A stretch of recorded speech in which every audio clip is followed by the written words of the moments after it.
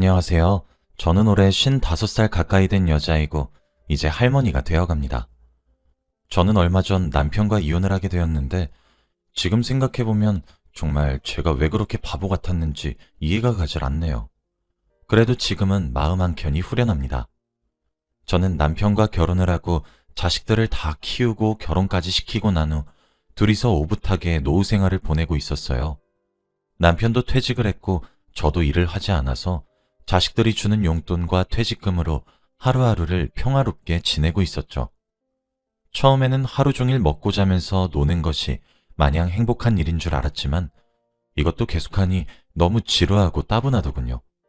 그래서 취미생활을 가져볼까 싶었는데 마땅히 하고 싶은 취미생활도 없을 찰나에 남편이 저에게 물어보더라고요. 여보, 우리 산악동호회 들어갈까? 저는 평소에 운동을 정말 싫어하고 가만히 있는 걸 좋아해서 그냥 혼자 하라고 했습니다. 그런데도 남편은 제발 딱 한 번만 가보고 결정하자. 주위에서 다 산악동호회 하는데 다들 그렇게 재밌대. 응? 하며 저를 설득했어요. 저는 끝까지 혼자 가라고 걷기 싫다고 했지만 결국 남편의 성화에 못 이겨 산악동호회를 들어가게 되었죠. 남편은 오랜만에 산을 타는 거라면서 잔뜩 기대를 했고 며칠 전부터 등산복이랑 등산화까지 장만하고 기대하고 있더군요. 결국 당일이 되어 산을 타기 시작하는데 정말 오랜만에 하는 운동이라서 숨이 차오르고 당장이라도 쓰러질 것 같아서 남편과 함께 그 자리에서 내려왔습니다. 아, 여보, 정상 다 와가는데 왜 그래? 여보, 나 진짜 쓰러질 것 같아. 그만 돌아가자, 우리. 아, 나 정상 찍고 싶었는데. 그건 다음에 하자. 미안해. 결국 제 체력에 못 이겨 저희는 뒤풀이도 못하고 집으로 귀가를 하게 되었습니다. 등산 조금 했다고 며칠 동안 근육통을 달고 살았고 너무 괴로웠어요. 그래서 다시는 등산을 하지 않겠다고 다짐했죠. 남편은 체력도 어찌나 좋은지 다녀와서는 몸이 개운해진 느낌이라며 얼른 다음 등산 또 가고 싶다고 했고 결국 다음 등산부터는 남편 혼자서 가게 되었죠. 남편은 동호회를 가기 며칠 전부터 잔뜩 기대를 하며 저에게 어떤 산을 갈 건지 떠들기도 했고 갔다 와서는 저에게 찍은 사진을 보여주며 어때? 너무 예쁘지? 같이 가면 너무 좋았을 텐데 라고 저를 위하는 말을 항상 해주어서 저는 고마웠어요. 그래도 저는 등산이 너무 싫었기 때문에 갈 생각은 전혀 없었지만요. 아무튼 남편은 등산을 가기 며칠 전부터 잔뜩 기대를 하며 무엇을 입고 간식은 뭘 싸갈지 행복한 고민을 했어요. 그렇게 남편의 옷장엔 등산복도 하나 둘씩 늘어났습니다. 그런데 등산이 잦아질수록 동호회 사람들이랑 친해졌는지 집에 늦게 들어오고 연락도 잘 안 되고 항상 술이 잔뜩 취해서 집에 들어오는 게 아니겠어요? 그리고 무엇보다 항상 사우나를 들려서 몸을 씻고 집에 들어와서 몸에서는 항상 목욕 냄새가 진동을 했죠. 남편이 집에 오자마자 왜 늦었고 왜 연락을 안 받냐고 물어도 등산하느라 휴대폰을 볼 여력이 없었다고 대답했고 왜 씻고 들어오냐고 물어도 땀 냄새 때문에 어쩔 수 없었다고 핑계만 늘어놓고는 자기 피곤하다며 곧장 침대로 가서 눕더군요. 남편의 바뀐 모습이 속상하고 서운하긴 했지만 그래도 취미생활을 가진 모습을 보고 다행이라고 생각하려고 했습니다. 그런데 원래 동호회를 많이 가야 일주일에 한 번 가던 남편이 요즘 들어 일주일에 3번 혹은 4번을 나가는 것이 아니겠어요? 나이도 먹을 대로 먹은 양반이 그렇게 집을 자주 나가서 산을 탄다는 게 도저히 믿기지 않았지만 남편의 몸이 예전과는 다르게 단단해졌다는 것을 느꼈기 때문에 등산을 하러 가는 것을 말릴 수는 없었죠. 마음 한켠에는 남편이 밖에서 무엇을 하고 다니는지 의심이 들었지만 그래도 함부로 추측하려고 하지 않았습니다. 원래 이 나이 때의 부부들은 다 알면서도 모른 척하고 지내는 것이라고 주위 사람들에게 배웠거든요. 그래서 잦은 동호회에 저는 아무 말도 하지 않았습니다. 그런데 하루는 갑자기 남편이 여보, 나 동호회 사람들이랑 1박 2일로 강원도에 놀러 가기로 했어 라고 하길래 저는 무조건 안 된다고 했어요. 그 동호회는 유부녀 유부남들의 성지이고 그 모임을 보내주는 아내와 남편은 없을 거라면서 오만 화를 다 냈더니 아니, 이거 하나 이해 못 해줘? 여보, 나 의심하는 거야, 지금? 그냥 동호회 사람들이야. 나랑 이야기도 잘 통하고, 마치 어릴 적부터 봐온 사람들처럼 그냥 만나면 등산 얘기밖에 안 한다니까? 그래도 안 돼. 여보, 내가 다른 건 다 이해해도 다른 여자들이랑 1박 2일은 절대 허락 못 해주겠다. 그럼 여자 없으면 가능해? 여자 없이 1박 2일 여행을 가겠다고? 응. 그렇게 내가 못 믿어오면 내가 여행 가서 증거물 다 남길게. 그 정도로 그렇게 가고 싶어? 응, 응. 나 오랜만에 마음 맞는 사람들 만나서 너무 기쁘단 말이야. 저는 어쩔 수 없는 남편의 고집에 백기를 들었고, 결국 남편은 여자와 함께 동행을 하지 않겠다는 약속을 하고 강원도로 1박 2일 여행을 떠났습니다. 출발할 때 사진으로 저에게 인증샷을 보냈고, 펜션에 도착하고 고기를 구워 먹고 등등 거의 1시간에 한 번씩 사진을 찍어서 보내는 모습에 저도 걱정을 덜어놓을 수 있었죠. 남편이 집으로 돌아오는 날, 남편이 동네에서 동호회 사람들이랑 술 한잔하고 오겠다며 늦을 거라고 먼저 자라고 했지만 저는 남편이 보고 싶어서 거실에서 기다리고 있었습니다. 그런데 새벽 2시가 되어서 들어온 남편은 술 냄새는 전혀 안 났고 오히려 비누 냄새가 잔뜩 배어서 들어왔죠. 그런데 남편은 집에 들어와서 제가 잠을 자지 않고 거실에서 기다리고 있는 모습에 놀랐는지 여보, 안 잤어? 아니, 난 자는 줄 알고. 여보, 이거 무슨 냄새야? 왜 씻고 들어와? 뭘 씻고 들어와. 그냥 여보 기분 탓일 거야. 라며 말을 돌렸고, 나 너무 피곤해서 빨리 자야겠어. 라며 방으로 황급히 들어가 버렸죠. 저는 겨우 남편에 대한 의심을 덜어놓았는데, 이렇게 또 의심을 하게 되었고, 다음날 남편은 또 밖으로 나가더군요. 저는 제 가장 친한 친구인 미숙이를 저희 집으로 불러 오랜만에 차도 마시면서 이야기를 나누었죠. 미숙아, 나 요즘 고민 있다? 왜? 무슨 일인데? 아니, 요즘 내 남편이 조금 수상해. 산악동호회 다니면서 부쩍 자주 나가고 항상 들어올 때 씻고 들어온다? 뭐? 산악동호회? 너 도대체 그런 곳을 무슨 생각으로 네 남편 보내는 거야? 아니, 왜? 아니, 산악동호회는 불륜의 성지인 거 몰라? 아, 거긴 내가 가봤는데 그런 것 아니야. 아, 나도 처음에 했었는데 평범하게 등산만 하는 동호회더라고. 야, 그래도 믿지 마.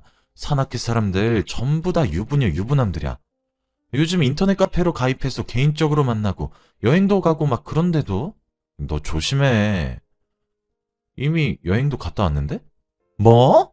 아니, 여자들 빼고 남자끼리 갔어. 야, 그걸 어떻게 믿는데? 아니, 남편이 계속 사진도 보내줬으니까 믿지.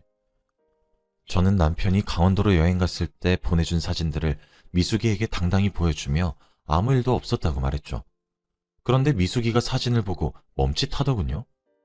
잠시만. 근데 테이블에 왜 젓가락이 6개야? 왜 이렇게 많아? 라고 하면서요. 저는 당황스러웠어요. 에이, 술 취하면 젓가락은 자주 떨어뜨리니까 많이 놔뒀겠지. 라고 대꾸했지만 제 머릿속은 이미 혼란스러웠죠. 그래도 미숙이는 계속 의심을 하며 결국엔 남편 보고 동호회 그만두게 하라고 했습니다. 저는 미숙이가 젓가락 개수를 발견한 순간부터 계속 의심했지만 그래도 남편에게 물어보지 않았어요. 그냥 대뜸 남편이 오자마자 여보, 산악동호회 그만두면 안 돼? 요즘 여보가 거기 가입한 이후로 나랑 같이 있는 시간이 부쩍 줄어든 것 같아서 라고 했어요. 갑자기? 이미 나 거기에 너무 적응해서 그만두긴 힘들 것 같은데. 또 나 의심하는 거지. 이젠 지긋지긋하다. 아니, 그게 아니라 하나밖에 없는 남편이 평생 동안 집안을 위해서 일을 하고 이제 드디어 퇴직하고 쉬려고 취미생활 좀 가져보겠다는데 도대체 왜 이렇게 반대해? 내가 만약 여보였으면 절대 반대 안 해. 아니, 차라리 가라고 등 떠밀 판이야. 왜 이렇게 날 이해 못 해줘? 라며 오히려 저에게 화를 내었죠. 저는 너무 화를 내고 동호회에 대한 애정이 깊은 남편을 말릴 수 없었기에 남편에게 그만두라고 하는 것을 멈추고 다음날 미숙이에게 연락을 하였습니다. 미숙아, 나 뭐 하나만 부탁해도 될까? 응? 뭔데? 남편이 내가 아무리 동호회 그만두라고 해도 말을 안 들어서 그런데. 아니, 대체 왜 그러는 거래? 뭘 숨기고 있는 게 확실하다니까? 미수가, 그래서 말인데, 혹시 내 남편 모르게 남편이 가입한 동호회에 들어가서 남편이 도대체 뭐하고 지내는지 알아봐 줄 수 있어? 미숙이는 제 부탁에 흔쾌히 허락했죠.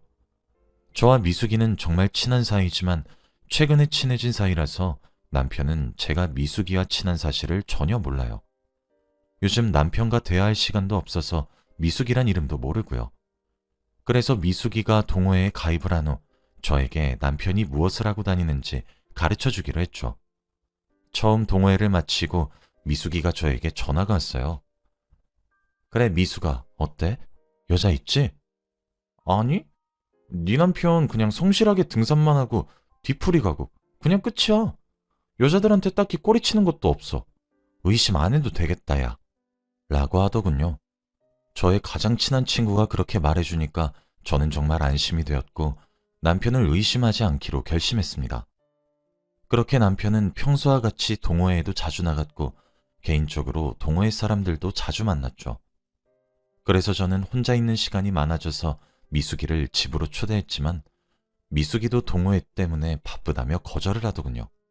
그러면서 야, 근데 네 남편 너무 재밌다. 여기서 아주 인기쟁이야. 야, 너 이런 남자랑 결혼해서 너무 부럽다.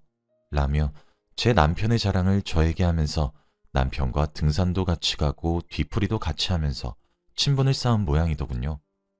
그래도 저는 친한 친구가 그런 곳에서 남편을 봐주고 있으니 안심이 되었고 남편이 동호회를 간다고 하면 미숙이도 가?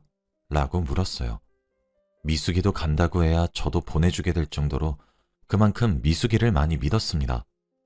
그렇게 몇 주가 지나고 저는 평소처럼 집안일을 하면서 빨래를 하기 위해 남편의 옷을 뒤적뒤적거리고 있었는데 무언가 짚히더군요. 그런데 그건 다름이 아니라 여자 립스틱이었습니다. 당연히 제가 쓰는 립스틱은 아니었고 사용감이 보이는 립스틱이라 저에게 선물하려고 사온 립스틱처럼 보이지 않았죠. 저는 이 립스틱의 정체를 알아내기 위해 제가 가지고 있기로 했고 남편에게 물어보기 전에 핑곗거리를 댈 수 없게 그 립스틱의 주인을 찾기로 했습니다. 립스틱을 발견한 후부터는 남편이 밖에서 뭘 하고 다니는지 대충 예상이 되었고 저도 더 이상 제가 의심을 한다는 티를 내지 않기로 했죠. 저번에도 비슷한 경험이 있어서 이번에는 타격이 크지 않았기 때문에 저는 이혼을 해도 괜찮았고 위자료라도 받자라는 마음으로 임했습니다. 저는 미숙이에게 전화를 걸어 미숙아, 나 요즘 고민 있어 라고 했고 아 진짜? 근데 어쩌지? 내가 요즘 너무 바빠서 미안해. 다음에 얘기해 줄 수 있을까? 미숙아, 남편 옷에서 다른 여자 물건이 나왔어 라고 한 순간 미숙이는 바로 저희 집으로 오겠다고 했어요. 그런데 저희 집 현관문을 열고 들어오자마자 미숙이는 제게 갑자기 야, 나 립스틱 잃어버렸는데 어쩌지? 그거 비싼 건데 라며 저에게 말을 하는 게 아니겠어요? 그래서 저는 그래? 무슨 브랜드인데? 아, 그거 내가 좋아하는 브랜드 있잖아.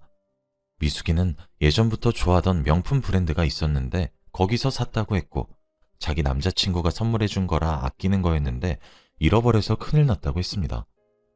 미숙이는 몇 년 전에 이혼을 했고 아기도 없어서 혼자서 지내고 있어요. 너 남자친구 생겼어? 내가 말 안 했나? 아, 요즘 그 사람 때문에 너무 행복해. 나한테 너무 잘해줘. 그 립스틱도 그 사람이 사준 건데 큰일 났다.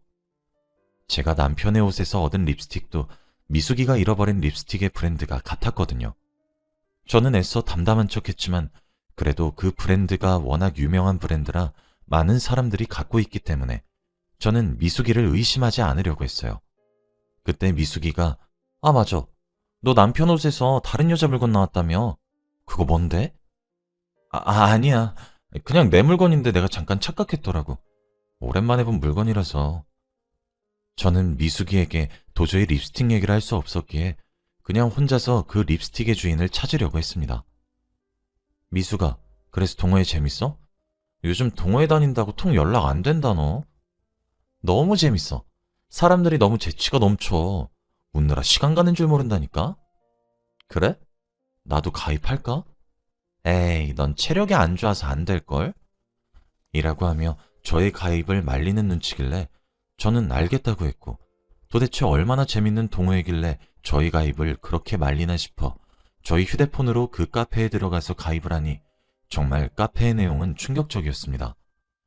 전부 다 유부녀 유부남들의 사진이었고 다 같이 여행을 간 사진, 그리고 아기까지 있는 사람들이 산악동호회를 가서 연인이 되어 글을 남기는 경우가 대다수였고, 그리고 사진글도 아내 몰래 온 여행 너무 재밌네요 라는 멘트와 함께 찍은 사진들도 많았습니다. 저는 그렇게 입이 떡 벌어진 채로 그 카페 글을 읽어가고 있었는데 우연히 본 사진 속에는 익숙한 얼굴들이 있더군요. 바로 미숙이와 저희 남편이었습니다. 뒤풀이를 하는 사진이었는데 둘은 산악회에서 유명한 커플인지 댓글에는 정말 잘 어울려요. 역시 우리 동호회의 대표 커플 이라는 반응뿐이었습니다. 저는 정말 어처구니가 없었죠. 저는 그 사진들을 다 저장하고 남편이 뒤풀이를 하고 있다는 장소로 가니 역시 그곳에는 미숙이와 동호회 사람들과 술을 마시고 있었고 남편과 미숙이는 사진 속 모습처럼 다정해 보였습니다. 저는 당장 그 술집으로 들어가 그 사진을 내밀며 야, 니네 뭐하냐? 라고 소리를 질렀고 그 가게에 있던 사람들은 저희 테이블로 눈길을 다 돌리며 제가 하는 말에 모두 귀를 기울이고 있었죠. 당신 미쳤어? 다른 사람도 아니고 나랑 제일 친한 미숙이랑 불륜? 그리고 미숙이 너 어떻게 그렇게 나한테 뒤통수를 치냐? 너 립스틱 줬다던 그 남자친구가 내 남편이었어? 너 일부러 그랬지? 그래, 일부러 그랬다. 네가 워낙 둔하길래 이젠 눈치 좀 채라고. 네 남편 옷에 내 립스틱 일부러 숨겨뒀고 그리고 일부러 가서 립스틱 잃어버렸다고 티도 냈다. 얘가 자존심만 더럽겠지 해서는 야, 네 남편 안 쓸 거면 나한테 줘. 어차피 너 남편 사랑하지도 않잖아? 저는 믿었던 미숙이에게 이런 배신을 당하니 어처구니가 없었죠. 뭐? 남편을 줘? 당신도 같은 생각이야? 제 물음에 남편은 아무 말도 하지 못했고 그 자리에 있던 사람들은 모두 저를 불쌍한 눈으로 쳐다봤죠. 친구 남편을 빼앗아간 미숙이는 오히려 당당한 태도로 저에게 야, 그리고 네 남편 나랑 만난 거 네 책임도 있다? 네가 애초부터 남편 감시하라고 동호회에 들어가라고만 안 했어도 이런 일은 없었지. 그냥 네 남편 만나라고 네가 등 떠민 셈이야. 그러니까 우리가 만난 건 네 잘못도 있다는 걸 명심하라고. 그리고 내가 가기 전부터 네 남편 다른 여자들이랑 하오 떠들면서 밤마다 놀더라. 그냥 내가 모른 척 한 거야. 라고 하더군요. 저는 정말 화가 치밀어 올라서 거기 있던 맥주병을 미숙이 머리 위로 쏟아부으며 말했어요. 야, 네 남자친구 별 쓸모도 없을 건데 부인이 시퍼렇게 두 눈 뜨고 살아있는 집안의 남자 채가셔서 아주 좋으시겠어요. 미숙이는 소리를 질렀고 저는 남편을 바라보며 미숙이 남자친구분, 미숙이가 당신 정말 사랑하는 것 같으세요? 그쪽 말고도 다른 남자친구 많을 거예요. 평생 속으면서 살아보시던지요. 자기 아내도 그렇게 속이면서 살아오셨는데 그리고 너희들 절대 내가 용서 안 해.